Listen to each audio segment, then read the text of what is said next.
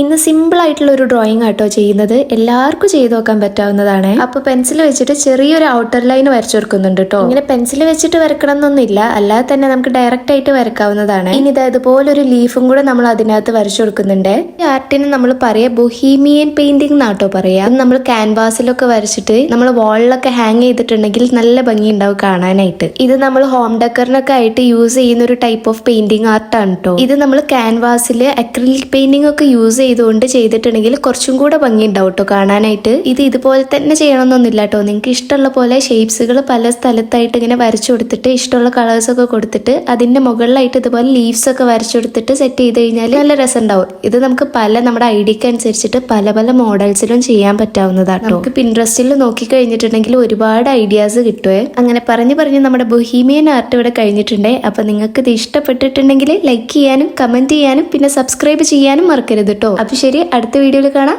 Tata bye.